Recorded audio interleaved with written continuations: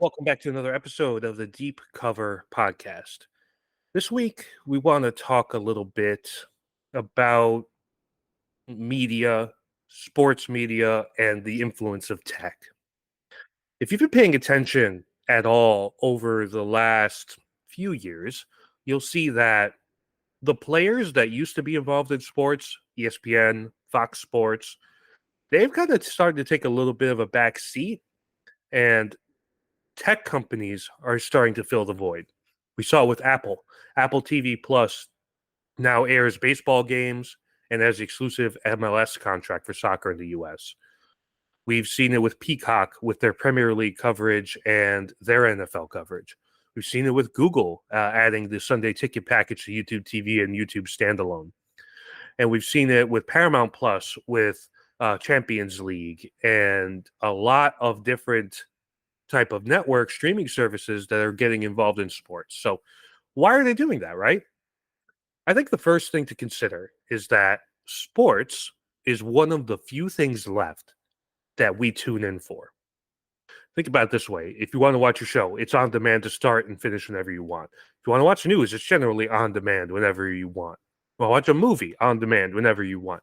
There isn't really appointment television like that. Even stuff that gets released every week, like if a new Max show is going to come out, they're going to put it out, a on a weekly basis at a certain time, but you can watch it whenever you want and still be a part of the conversation.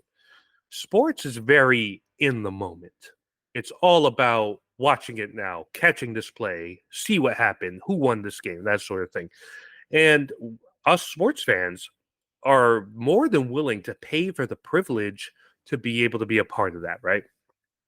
So as a result, a lot of these streaming services, that what they see is like, oh, I'm watching a new season of Stranger Things. Great. Once I'm done, I'm canceling Netflix. And you lose that subscriber until the next season comes out, right? But you've lost multiple months of potential revenue from that paying customer. What sports does is it keeps that person engaged and locked in for a longer period of time. So if you have the NBA contract, you have that person subscribed at bare minimum from October until June. So most of the year, give or take a few months. So with that in mind, these companies are going to go all in on doing it. Now, there's a couple of good things and there's a couple bad things about tech companies kind of getting involved in the sports space. Let's start with the good. You get better quality, right? So think about Sunday Ticket. Last year, YouTube did it for the first time with Google. I didn't experience buffering. I didn't experience any weird glitches. None of that. It was a great experience, just like watching on linear TV. Before, on DirecTV, with their app that was incredibly underbaked, you had a lot of problems, a lot of buffering, a lot of not being able to get the right stream, that sort of thing. Google, Apple, Amazon, whoever, they have infrastructure that is going to take care of that in a nearly flawless manner, right? So that's the first thing. The next thing is for if you're the league, you get a lot of personalized data from the user that a linear TV provider just cannot give you, right? And so if you're the NFL, the NBA, MLB, MLS, you're going to get age demographics, you're going to get their interests, you're going to get their specific location. You get all the specific data to be able to properly serve ads to these customers, right? And that's the benefit for the NFL and the leagues, and that's the benefit for the tech companies as well. So you're seeing this more and more and more. Now, the bad side is, what do we trust these tech companies with this data? That's been a contentious point of debate here from a lot of different people in and around the tech space, right? And it's a legitimate concern. Companies have been taken to trial in court lately about the way they handle customer data. Some are on the side of tech companies. A lot of other people are very leery of them, right? And I think it's fair to be leery and cautious when it comes to the type of data that tech companies have about us. But I think you're going to see this more and more now, where more companies are going to come in. Netflix is going to try and get a piece of this pie of sports streaming. And it's really kind of the last frontier for the streamers, right? And what you wonder about is this overall good? I think it is from the perspective of more compatibility on more types of devices gives you access to the sports whatever you need it to be. The downside is that because we as a society have become more and more beholden to tech companies, right? Imagine trying to live without all of the services that Google provides you, right?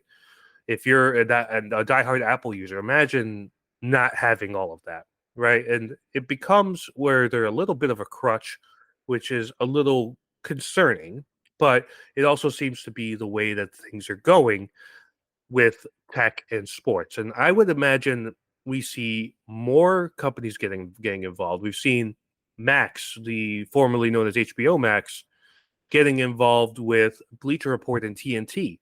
Why are they doing that? Because Max needs sports to compete, especially as Netflix is getting into it with WWE. TNT needs to compete with a proper digital option, and Bleacher Report is trying to expand their reach, right? So it's kind of like a coalescence of all of these things. And what you're also seeing is the formation of a big overarching sports network from all the traditional cable providers, Fox Sports, ESPN, that sort of thing. And that is in combatance with the money and the access that streaming networks are going to have. So it wouldn't surprise me in the future. You see certain leagues broadcast on Netflix, others on Peacock, others on Paramount. And what we have now is only going to increase. This week, I have a conversation with Isaiah Armstead, of Ike's Tech Talk. Ike's Tech Talk is a YouTube channel, Twitter account, Threads account that focuses on consumer technology. We talk a lot about the role of these companies, why they're so interested in sports, what the ripple effect of all that is. A little mix-in conversation about some other stuff as well, such as we talk a little bit about Harry Potter, talk a little about the tech landscape, and we talk about just how sports is going all in with tech and how tech is going all in with sports. It's a great conversation. I think you guys will enjoy it. But we'll be right back right after the break to talk to Ike from Ike's Tech Talk. Stay tuned.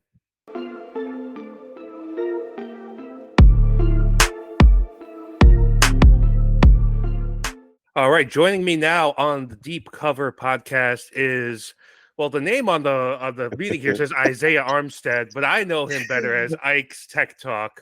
So on YouTube and additionally on Twitter/X, whatever you happen to call that platform. Ike, man, first of all, thank you for joining, and second of all, how are you doing today?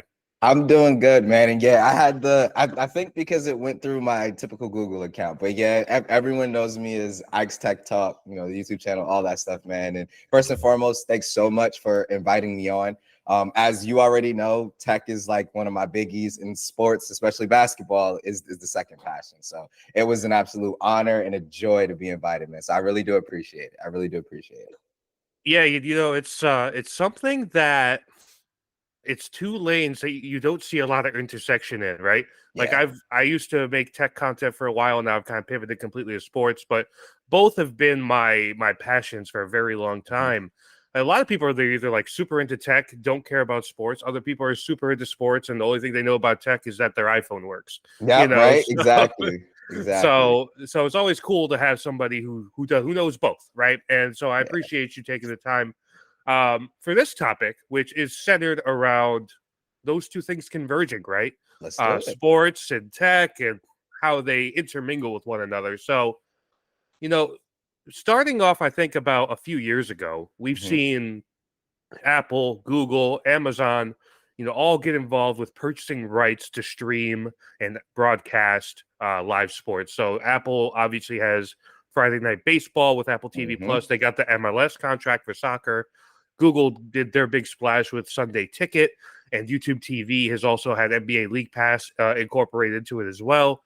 And Amazon has been doing the things on the fringes with a football game here, Thursday Night Football there. So why do you think these companies want to get in on sports so badly? I mean, and I can speak, solely from, the American perspective. Sports are monumental here. They're massive, right? Things like, baseball, football, college, and even in the college, like I'll give you an example, the LSU and Iowa game, and I know you watched it. We've talked about it on Twitter. But Yeah. the LSU and Iowa game pulled in, I want to say, 12.1 or 12.5 million views. And let's be 100% real when it comes to those broadcast contracts, having users or viewers' eyes on the screen is the most important thing, because at that point, when we go to commercial breaks, when we have little ad segments, those broadcasting channels control what's going to be, shown. Whether, let's say, for example, it's Apple, they can flash you a whole line of Apple products. And now you have those 12.1 million viewers, all eyes on your product line, right? So it's one of those things where the more viewers you have, one, the more data you have, which for a company like Google is massive, because their entire software empire is based off of user data for the most part. And then to have, someone like Apple come in and they're more of a hardware, based company trying to look at it from the standpoint of, let's try to get our devices in as many hands as possible. It's kind of a win-win for them.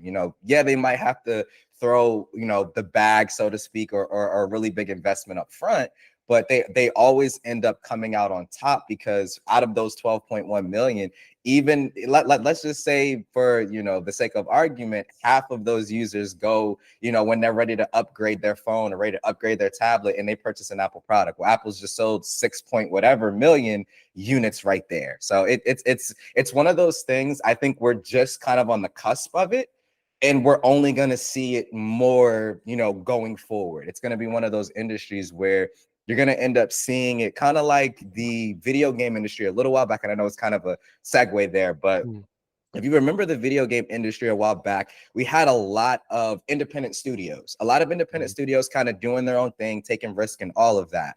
And as the Microsoft and Sony kind of came into the equation, they started to buy up a lot of these little individual independent studios to bolster their catalog. Because think about it. If I have, let's say, for example, I'm Google and I have the rights to NBA League Pass and I have the rights to the NFL Sunday Ticket, me as a primarily Android user, that's going to be really appealing to me. You know what I mean? So it's kind of one of those things. And like I said, I think we're really on the cusp of it. I honestly don't think we're going to see it slowing down anytime soon. And you really think about it, like when Amazon did the Black Friday game for NFL, they were intermingling Amazon Prime deals in the commercial breaks. Google, when you're watching a football game on Sunday Ticket, it's not your typical local Man, advertising. It's like that sponsored content video that even they have approved. even with the NBA, like with them being the official partner of the NBA, how many Right. Google Pixel banners banners do you see? How many Google Everywhere. Pixel commercials did we see during the playoffs last year? You see what I'm saying? So it's one of those things, like you're gonna see these major tech companies snatching up these rights left and right. It's not gonna change. So you brought up the NBA. Obviously, Mhm. they're kind of a big point of contention right now. They have their rights deal coming up in about a year. A lot of people are suggesting that they're going to be going the streaming route. Mhm. What company would you think would be well positioned to kind of take those rights? That's gonna be a tough one. Because I see quite a few players, being kind of primed to be able to take it. What it really comes down to, in my opinion, because I mean, from a business standpoint, if I'm the CEO of Amazon or Tim Cook over at Apple or Sundar over at Google, I'm watching that pretty heavily. So I don't necessarily think that there's one individual brand or company that's more geared than others, right? I think what it's going to come down to is a bidding war. Who's going to offer the NBA the best, deal, right? Per se. Now, for me personally, I would personally love to see the NBA go the more independent route and kind of just focus on streaming themselves. And I'll kind of break that down a little bit. I'm not sure if you're a League Pass subscriber, but Of course. being a League, being a League Pass subscriber, there's a lot of blackouts and games that you don't get. Like come playoff time, you don't get those games. NBA Finals, you don't get those games because they come on, the local ABC channels. So I would really love to see the NBA, regardless if they end up going to Amazon, going to Google, going to Apple, offer their own kind of platform for us diehards who want every single game, regardless if it's playoff, end market, out of market, whatever. Because that's kind of been my one beef with League Pass is you're charging me, 14, $15 a month, and I'm not getting every single game. You know, so me personally, I don't think any one company is more geared to than the others. I personally would prefer at least to see the NBA kind of at least have their own thing, because I would love a $15 a month subscription service where I can watch every single game regardless, multi-streaming options and all of that stuff, man. Yeah, that would be incredible. I know baseball's kind of tried to do that with MLB TV a little bit, and blackouts are the worst, man, because I live in the Seattle area. Obviously, we don't have an NBA team here. Yeah. The closest market is Portland, which is blacked out. But it's always so weird to me. It's like, how is it blacked out? It's in another state, a whole other market. Like, it would be like if I was living in New York City, I couldn't watch a 76ers game because it was too close. Exactly. You know, it just makes zero sense to me. So same thing here with the Magic. Same thing here with the Magic, because I'm actually in Orlando, and the Magic is actually doing okay. That's good. This season. They're good. They're actually doing okay. I can't call them the tragic as I have in the past. So it's kind of bummy that I'm not able to see those games on TV. You know, so yeah. Yeah, it's something that I think you bring up a good point, because I think everybody's just assuming, well, Apple's going to offer this many million or billion, even Amazon will do this and Google will do this with YouTube TV. But the idea of them saying, hey, we could just do this ourselves without having to deal with Disney as well, with ESPN, you know, without having to deal with any of these other players is a really interesting concept. I wonder if the NBA is actually considering it. I would hope so. Yeah. Yeah, I hope so too. Right. You know, and the NBA, I feel like, is always kind of on the cutting edge of a lot of stuff, you know, and, you know, maybe they're the first league that says, hey, we're going to go all in on doing this ourselves and going digital first, which I think is the smart way to do it, because, you know, more and more people are ditching cable and using stuff like YouTube TV, Sling, Fubo, whatever. You know, why wouldn't the NBA say, hey, this is optimized for mobile, it's optimized for smart TV platforms, you know, let's go ahead and go all in. So that's going to be an interesting development. Another company that's kind of been in the mix with sports for a little bit, they're kind of finally starting to tread water with it, is Netflix. And, you know, for a while, they're like, oh, we're not going to air live sports. We'll do sports documentaries with their Untold series and all that, which have been great. You know, I've enjoyed those. But now they're going to be getting into wrestling with WWE. And do you think this is kind of like the first step for them to say, okay, this is pretty good, let's go ahead and start doing other things? Maybe it's something small like French League One soccer or like tennis or something like that. You know, do you think that they're going to be a bigger player moving forward? I do, and I hope so, right? And I think for me, the biggest reason I say that, and not to get too much off of topic when it comes to the sports, but Netflix's catalog of their like hit exclusive shows is kind of dwindling a bit, right? Where before we had things like Stranger Things and stuff like that, you're not seeing a whole lot of quality, you're seeing a lot more quantity from Netflix. So I would say them getting into sports, live sports, would definitely be something that could bring me back, for example, because I'm someone who, if there's nothing on there that I want to watch, I'm canceling my subscription until Stranger Things comes back on. So I could definitely say, for me, if Netflix were to get more into sports, they would win me back almost instantly, right? I'm not sure if they can throw quite as heavy of a bag as some of the other players. You know, Google is bigger, Apple is bigger, Amazon is bigger. But maybe, like I said, if they can kind of leverage some of their popularity, right? Streaming from Apple is still a fairly new concept. Like Apple TV Plus isn't necessarily, doesn't have the necessarily most extensive history compared to something like Netflix. Netflix is kind of a household name now. Right. So I mean, maybe they can kind of leverage that a little bit, but no, I would love to see it. I would love to see it, because again, it would give me a reason to subscribe to Netflix again, because it's all about the content at the end of the day. So I would love it personally. And another thing is, there's two things about Netflix I think you have to consider. One is they have to be feeling the heat from Max, obviously formerly HBO. Max is going to continue pumping out shows, right? And they have their original catalog is a lot more robust right now than, and it's quality. And it's quality. Right. It's quality. They're pumping out enough of it, and it's enough of high quality.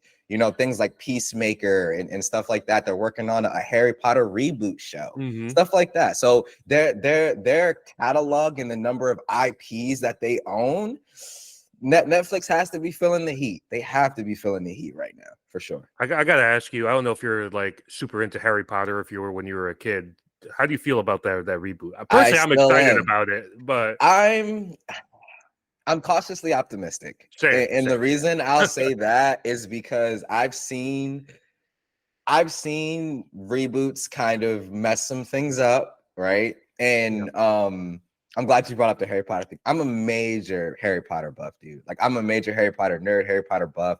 Ask my wife. We since we live in Orlando, we have passes to all the major theme Oh yeah, parks. true. And the Harry Potter world is one that I frequent, and I absolutely love the world.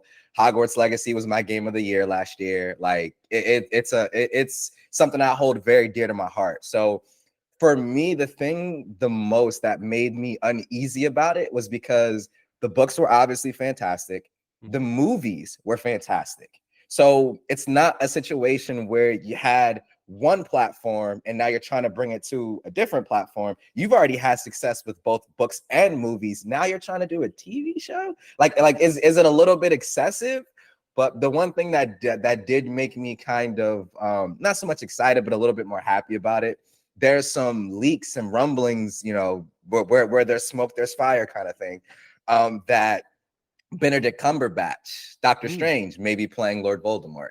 And I would interesting. be very excited to see him in that role. So they could win me over with that, but I'm very cautiously optimistic about it. Yeah, when I got into it was through the books first, right? And Mm-hmm. and I always felt that with the density of them, especially from like the fourth book on, like the last three Yes. books, Mm-hmm. or last four books, excuse me, would they had so much material, so much history, so much detail. I was like, you can't cram all of these into a 3 hour movie. You missed Exactly. so much stuff. And even when I watched the movies, like I was my girlfriend was watching it with me the first time this past Mm-hmm. year, and I was like, I would pause and be like, they skipped this part in the book, blah blah blah, and I feel like the show, if done right, could really solve that. And Exactly. also, you brought up the Voldemort aspect. Like a Voldemort Origins movie or series would, I think, be incredibly interesting I'd because love that. his character arc is just his whole background is fascinating from a his like the commitment to magical history, Mm-hmm. what turned him so dark. Yeah, I just feel like there's something there that you could turn into a limited series or a movie. And I I would much prefer them to start looking at spinoffs because the wizarding world is so expansive. Like I was talking to one of my buddies a couple of months back, and we were talking about how cool it would be for us to, instead of focusing on Hogwarts, you stay in the same world, but you get to start to learn about some of these other wizarding schools. Like there's a Mhm. wizarding school in America that we've Yeah, never heard anything else about, right? So even the ones like Bo Battens and Dumbstrang to have stories in their on their side. yeah. Maybe it's not quite as extensive as Harry's journey because he's saving the world, but still Mhm. like little minor spinoffs. They kind of started to do a little bit of that with the Fantastic Beasts movies Yeah. with Dumbledore's story. But just like you said, I think it would be awesome for them to do a Voldemort spinoff origin story. We get multiple seasons, each of his years in Hogwarts and things like that. So you kind of see that evolution. I mean, he always was the kid without love, which is kind of the running theme of the book is love and Mhm. how he didn't have it. He was, conceived in a loveless relationship kind of Yeah. thing because his mom, potioned his dad and stuff like that. So Mhm. like that, there's always kind of been that mystery and like, okay, well, we know he opened the Chamber of Secrets. We know he talked to Slughorn about Horcruxes, but where's all that material in between that, right? So Mhm. I personally think that would be a great idea. I would watch that in a heartbeat. I would love a Voldemort origin story series. That'd be great.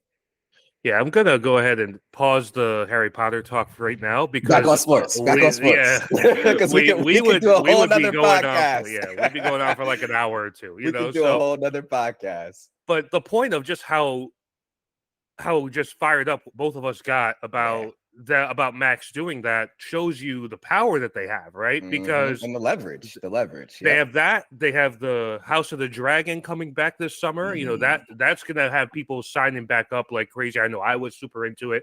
The first So season was amazing. yeah, and so they have that. Now they've also themselves gotten into sports with TNT and Bleacher Report. Yep. So if you're Netflix, you're looking at that, it's like, man, we could really start losing subscribers here.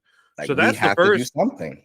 Exactly. So that's the first incentive. The second thing, I think you mentioned Netflix's brand cachet. They could use that as like, hey, we're the Kleenex of streamers, right? Exactly. You when you think of streaming, you think of us, kind of thing. 100%. And if they did get a certain sport, they could pitch that to that sport and say, hey, maybe the money's less, but we're gonna push the shit out of this, right? Exactly. And And it ends up yeah, becoming one of those things where, like you said, the money may not be there, but would you prefer to have the upfront capital from this deal, or would you prefer to have significantly more eyes, right? Because I want to say Netflix is still leading when it comes to subscribers out of pretty much everybody. yeah. So would you rather have more eyeballs, or would you rather have the upfront capital?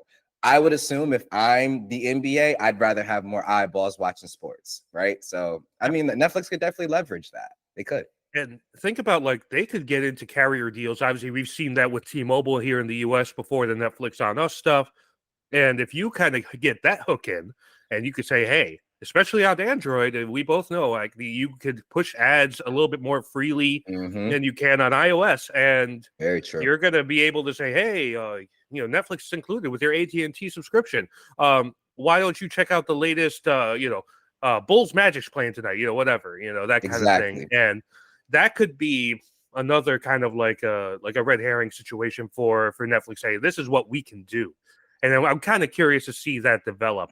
Yeah, and I'll even give you just one last example before we move Yeah, on. My wife, so I'm not the biggest WWE fan or wrestling fan, but sure. my wife is a massive wrestling fan.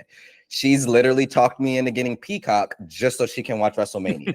That shows you the power right there. You know what I'm saying? Like it shows you right there. Like normal people who love this stuff will pay, an extra $5-10 a month to be able to have the right to watch this stuff. So Netflix has got to leverage that a little bit for sure.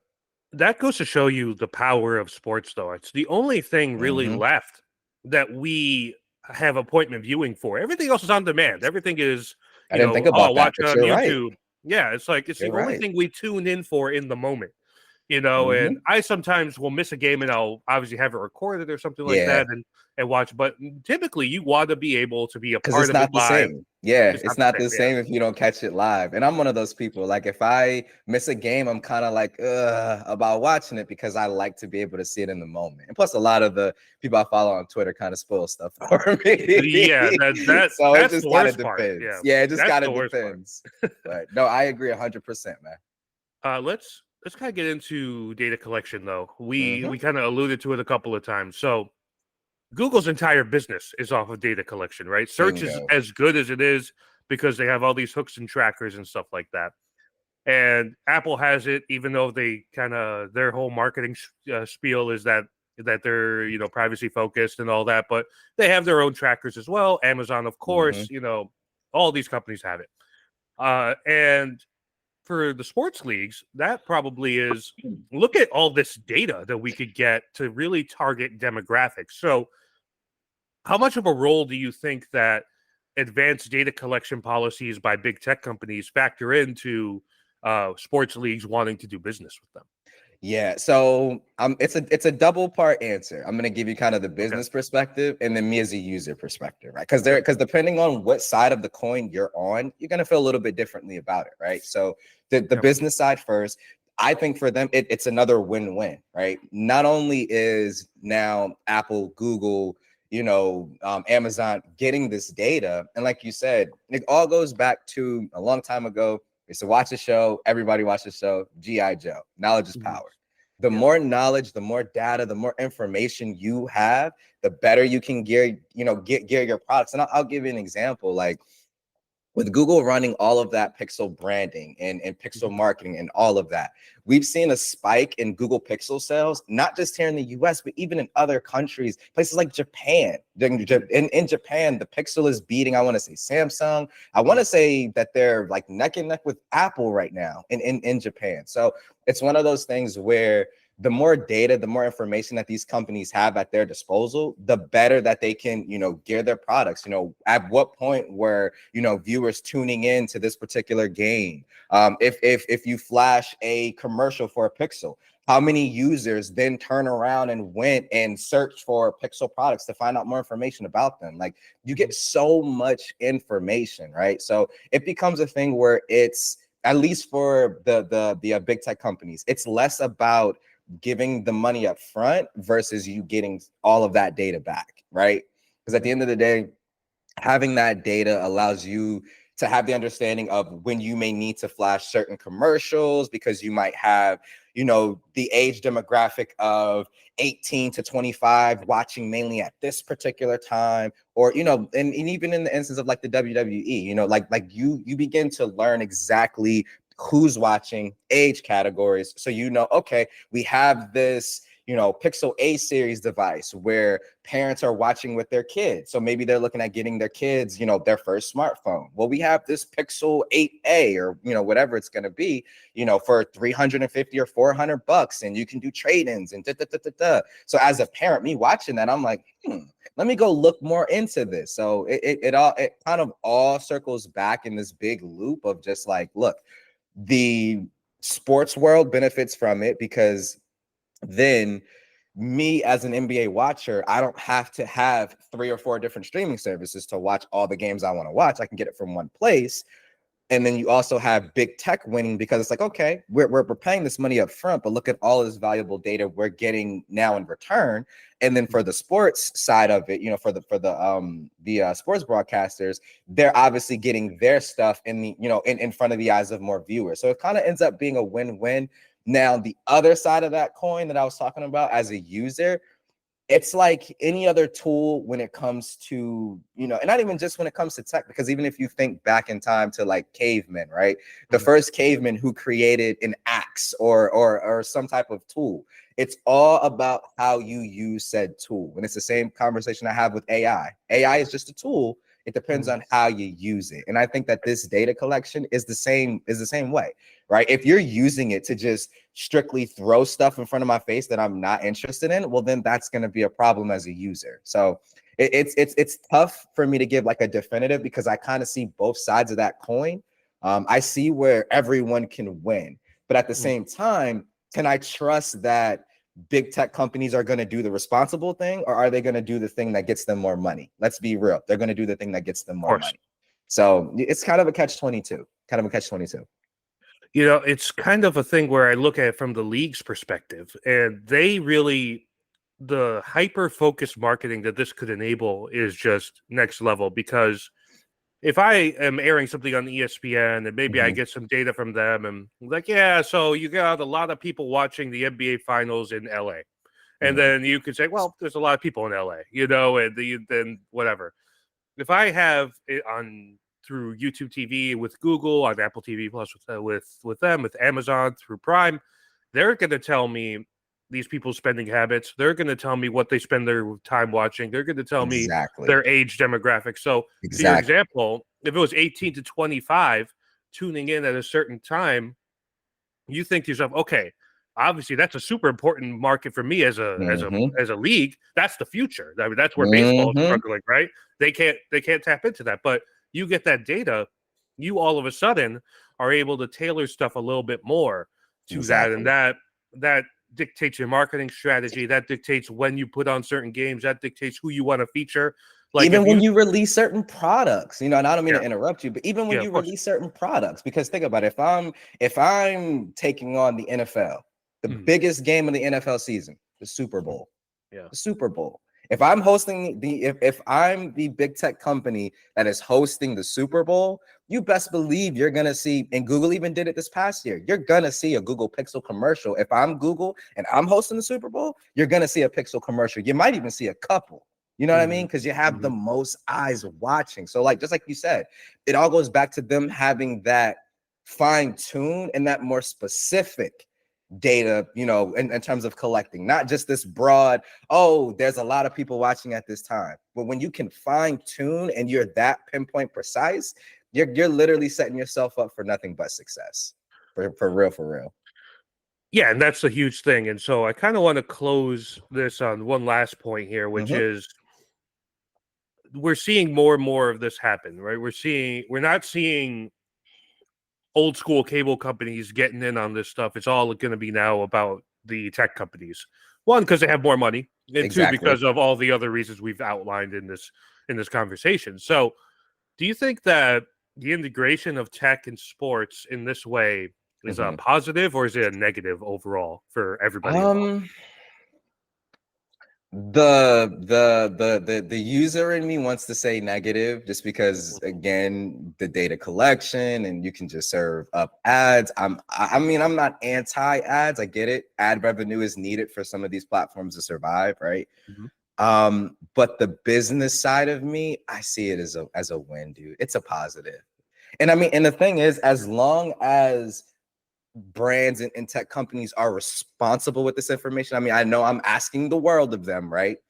But as long as they I won't even say remain, as long as they become, because they're not responsible, as long as they become responsible with this information, I don't mind receiving ads that are relevant to things that I'm interested in, right? Yeah. And as long as they're responsible with it, it's going to end up being a positive for everybody involved.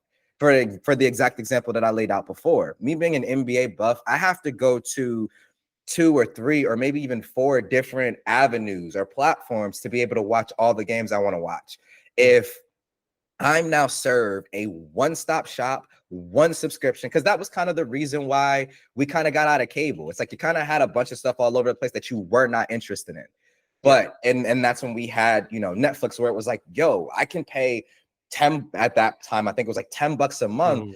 And I get access to the stuff that I specifically want to watch. I don't get the fluff. I don't get a bunch of stuff I don't care about. I get the one thing or the few things that I care about. That's really enticing to me as a user because I don't have Disney Plus and I don't have Peacock and I don't have Hulu and I don't have ESPN Plus. Like I don't have all these different services or have to think about, well, this service bundles with that service and all of that is taken, completely off of the table. And I can just say, hey, I know if I keep my Netflix subscription, whether it's through my T-Mobile plan or just, outside of that, I'm going to have access to every NBA game plus Stranger Things plus whatever else, they throw up there or whatever the case may be. So I'm looking at it from that standpoint and I see nothing but positives. But again, as long as they are responsible with the data that they're collecting and they're not just using it to just serve you up whatever, right? And as long as the ads are relevant to whatever's going on, in your life or whatever, I'm gonna say it's definitely positive. It's definitely positive. I take it from such a more basic approach, which is obviously the data collection aspect and the privacy policy is super important. I'm not trying to diminish that. But I look at Sunday Ticket. Up until this past year, it was on DirecTV. And I know people who've used it. It sucked. Like it was not reliable, right? And people just dealt with it because it's the only way I'm watching all the games. It's the only way I'm watching the games. Yeah. Now on YouTube TV, like you talk to anyone who used it on DirecTV and who uses it on YouTube TV, the quality is just so much better. It's more reliable because Google has the infrastructure, right? That's true. They've been doing this. They've been doing live streamed events through YouTube forever. For a long time. We know that. We both have probably participated in and engaged in live streams on tech YouTube a bunch of times. So to me, that's the positive is that these companies know what they're doing. Like I look at League Pass. I have friends of mine who subscribe through the NBA app, and I personally do it through my YouTube TV subscription. I never have buffering issues, not once. Oh, right? Wow. And they have it all the time. And like the we'll NBA be watching, app.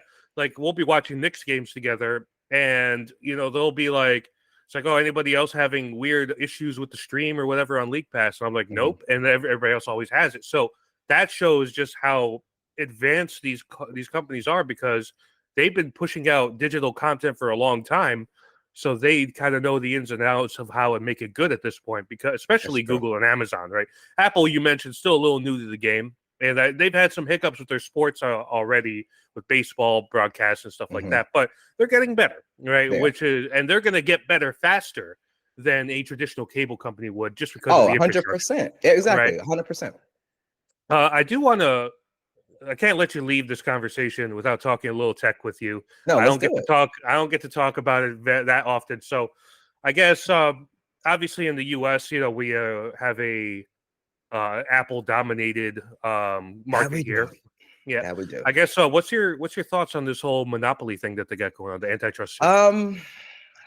So it's tough for me, right? Because Mhm. and I know a lot of things is double-sided for me, because I'm the type of person, I never like to just immediately go to one side. I like to try to Mhm. understand both sides of an argument, both sides of a perspective, because I always find that there's value in both sides, right? So I'm looking at the side where, okay, I agree with what the US is doing, because there has been a lot of instances and occurrences where Apple will cripple certain features or certain APIs and things like that their apps can use. And I'll even give you an example that their apps can use that third parties cannot. An example I'll give you is Google Maps. So Mhm. a lot of people, and Apple Maps, the last time I tried it, which is some time ago, but last time I tried it, I didn't have any issues. It was fine, right? But for those who want to use Google Maps on their iPhone, there's a feature with Apple Maps where if you start navigation and you lock your iPhone, you can get your turn-by-turn navigation and directions and all of that on the lock screen without unlocking your device and or all of that. Most people who use Apple Maps will know what I'm talking about. Whereas if you use Google Maps, you do not get that functionality at all. You may get like the little live update things, but let's be real. Reading the live updates, you're trying to drive, you just need the visual representation of where Mhm. you need to turn. So that's Right. just one example of like where Apple will come in and have a feature set that their apps can tap into that other third-party apps cannot tap into. Now, some people may say because, with them doing that, they can guarantee the quality and this and that and the third. And that to me is just irrelevant. Mhm. If your phone offers a feature, every phone should be able, or every not every phone, every third-party developer should be able to tap into that feature to make their application better, which then makes you feel as though you have to make your application even better, right? Now, the reverse side of it, and I know you dabble with Marvel and stuff like that. The reverse side of it, I akin to, I don't know if you remember Civil War, the Mhm. Sokovia Accords. The Yeah. Sokovia Accords. Yeah. It's Yeah. one of those things where, what if, and I know other people have made this argument too. What if there's a government mandated directive that they're forcing tech companies and things like that to do that we as users don't agree with? Because Mhm. like as of right now, everything for the most part has been pretty positive. USB-C coming from the EU has been universally positive. This antitrust thing, I think overall will be positive. It'll stop Apple from being able to, keep certain things to themselves and force Mhm. them to compete with everybody else, all their apps on their platform. But there has to be a limit to that, right? Because the last thing we want is for us to be praising and cheering, and then the government comes out and says something crazy like you're no longer allowed to stop apps from asking to track you for purposes, or something crazy like that we don't agree with, right? Mhm. So there has to be a line there. It's not all good, it's not all bad, but there has to be a line where we cannot allow the government to get too involved in what tech companies are doing, because there is also some credence to the fact that Apple being so much in control allows them to make things more seamless. There is some truth to that. So like everything in life, there's going to be good and bad. If I had Mhm. to say which side I'm on, I'm on the side of, yes, I think Apple needs to take a look at their strategy in terms of not competing with other apps on their platform. I definitely do agree. But at the same time, I also want to make sure that we don't give the government too much power, because if the government wants to do something that we don't agree with and they force tech companies to do it, well, we're not going to be singing the same song and dance that we're singing right now. So kind I of like think the double. I think the line you're talking about is basically in terms of law enforcement getting access to people's phones, right? Bingo. And like if I get stopped at a traffic stop, routine traffic stop, speeding or something, and it becomes illegal for them to just search my phone, right? Exactly.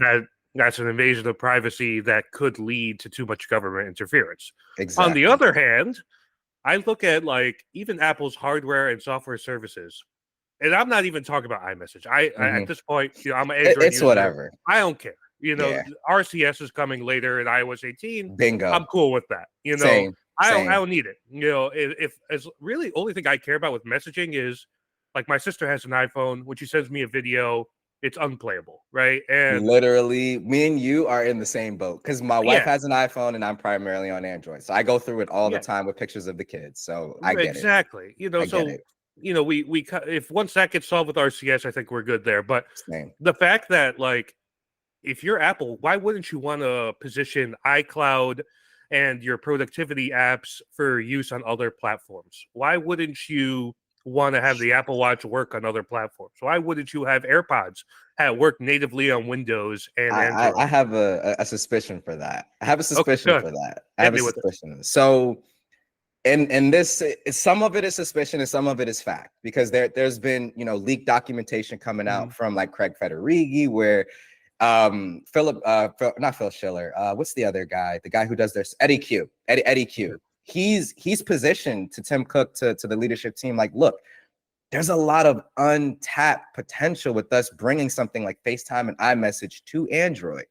And then Apple themselves have even said that they've tested in the past Apple Watches that could connect to Android devices, and they couldn't. Something with security was kind of their MO, which I can't confirm or deny. I don't know. Yeah, yeah. But he even positioned that, and one of the responses I'll never forget it, where it was either Craig Federighi or Tim Cook flat out asked him, what is our risk of losing users to Android if iMessage and FaceTime are on Android.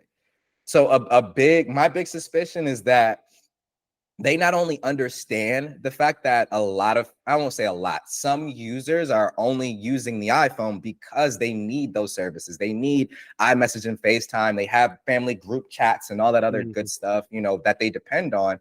That's the only reason that they carry an iPhone, right? So if Apple then opens up those services to Android, even behind a monthly subscription fee, it then becomes a thing of, okay, well, those users aren't going to buy our hardware anymore, which Apple, even though they do dabble with software and services, let's be real, hardware is their major profit, right? So if you're not buying hardware from them, okay, I just lost you buying this $1,200 iPhone Pro Max, and yeah, you're only going to give me $15 a month now. You know what I mean? So it's one of those things like that's my suspicion. I disagree with it wholeheartedly. And I think the best example I can give on why I disagree is how popular, what was the app that came out? Was it Blue Bubbles? The one that actually came out and launched for a little bit? Oh, Beeper. Beeper, that's what it was. Yeah, When yeah. Beeper came out, they had over a million users in like 3 days. And these are people paying the subscription fee. It was like $2. Mhm. So if a company like Apple comes out with a first party solution and they charge, $8-10 a month, dude, they'd have millions of subscribers for that. And I've even gone on record of saying if Apple brought the Apple Watch to Android in some way, shape, or form, I would rock an Apple Watch. I still think overall, when it comes to polish, fluidity, all that good stuff, I still would say the Apple Watch is probably overall the best smartwatch on the Mhm. market, and that's coming from somebody who primarily uses Android and Wear OS. Mhm. So it's one of those things that there's a lot of untapped potential there, but I think Apple is too afraid of losing users because I've always had like this kind of running metaphor with Apple. They live in this reality distortion bubble where other manufacturers, other platforms don't really exist to them. Because when you think Mhm. about it, they don't compete. If you want iMessage, you want an iPad, you want an Apple Watch, you want FaceTime, you got to go to Apple. You can't Mhm. get another manufacturer making these same things. So it becomes a thing where Apple focuses more on building products to lock you in versus just building the best possible product. Because you think about the iPhone doesn't have the best camera. It's not going to be the smoothest smartphone around all the time. I mean, the animations are good, but it's not the smoothest smartphone around. It doesn't have the most RAM. There's software features like split screen multitasking that should be there that aren't, but they still sell the most because of the lock-in. Not saying all of it is the lock-in, but a big part of it is the lock-in. People get familiar and they don't want to change, and rightfully so. If it works for you, you shouldn't have to change. So I kind of leave it at that. You know, Apple ends up making products based on just furthering their ecosystem and locking you in rather than focusing on just making the absolute best product that they can make. You know, just kind of my opinion, but everybody has one. Yeah, of course, right? Everybody's got an opinion on it. And, you know, I think that the iPhone is so ubiquitous in the US, at least, that their fears of people like, oh, I can iMessage on Android. Why don't I just get a Galaxy or something? Is I don't think it's that big of a deal because I think that, again, just speaking for the US, that their reach here is so strong from just a brand strength perspective that people are still going to buy the iPhone. Like people, I've seen people talk themselves in on the lower end of the spectrum, talk themselves into maybe I should get an iPhone SE, you know, over just to have those features. Yeah, over like a Pixel A series phone, like you had mentioned earlier, or like a OnePlus 12R, you know, which are objectively better phones than the iPhone SE. I agree 110%. Yeah, but because of Apple lock-in, people are like, you know, I kind of got to have it, right? And that's the interesting thing about it. Last question before I let you get out of here, Ike, Let's do it. What company do you think this year in phones is are you most excited about what they got coming? So I'm trying to think if I want to give you one or two. Okay. I'll go with one. And I know that this probably won't be the most popular opinion. I'm really excited to see what OnePlus is doing. I'm really excited. Daily, I carry a OnePlus Open. Oh, nice. For those that don't know, which I've been talking about this phone nonstop for months, but just in case people didn't know. But I'm really excited to see what OnePlus is bringing to the table. And the reason I say that is because they seem to be the only player here in the United States that are worried about bringing the absolute best that they possibly can at whatever price point they're entering in at. And I'll give you an example. The OnePlus 12R, when I think about that device, I feel like that is the best possible phone they could have made in that pricing category. Now, is it the best phone in that pricing category? That is subjective, right? It's going to depend on what you need, what you value. But I can't say like the iPhone SE, that is not the best iPhone Apple could have made at that price point. The Galaxy A55, that's not the best Samsung phone that they could have made at that price point. Now, Google, I will say the A series is typically the best that they can do at that price point. But with Google having the Google name here in the States, you do get a little bit of that Google premium brand name tax that you see from Samsung and Apple. And I'll give you an example. The OnePlus Open came out last year. Right. Not only did it offer objectively better hardware than what Google and Samsung has done. Now, the software I would say is not quite as polished as you know the Pixel experience in Samsung One UI. It's not bad, it's not terrible or anything like that. It's very, very good, just not as good as the other two players. But I can say that they gave you the best possible phone at that price point. Like when it came out, it was like 1,600 with $200 off permanently. Right now, you can get one for $1,400. So they came in not only undercutting the competition, but also offering you a subjectively better device than either of the other two players. And that's just on their foldable front, right? Things like giving you the same level of flagship quality cameras that they put on the OnePlus 12. Things like that is why they excite me. They're more about trying to deliver the best possible experience from a hardware. Software is debatable, but from a hardware and software perspective at that price point. So OnePlus has me really excited. That's not to say that I'm not excited to see what Samsung and Google are going to do. Apple, I've kind of just went weighing off these days. But like I said, Samsung is in a really good position this year to come out with the Z Fold Ultra and really wow us again as being like the pioneers of the foldable phone. Google is set to give their second go at their foldable phone, and even with their slab style smartphone. So there's a lot that I'm interested in. But if there was one company that I was like, I really want to see what they're bringing to the table this year, it's going to be OnePlus. It's going to be OnePlus for me. When they came out with the 12 and 12R, I remember talking to a friend of mine, diehard Galaxy guy, and I was just like, "This is the best value I've ever seen." Same. And I was just like, the 12 for all you get at $800. Consider what, like, it's the same price as the entry level S24, the same price as the entry level iPhone 15, and I was just like, when you look at the value of the 12 and what you get, that's a phone, in my opinion, if it came from Samsung, Apple, or Google, that's a phone that they would have priced at $1,000.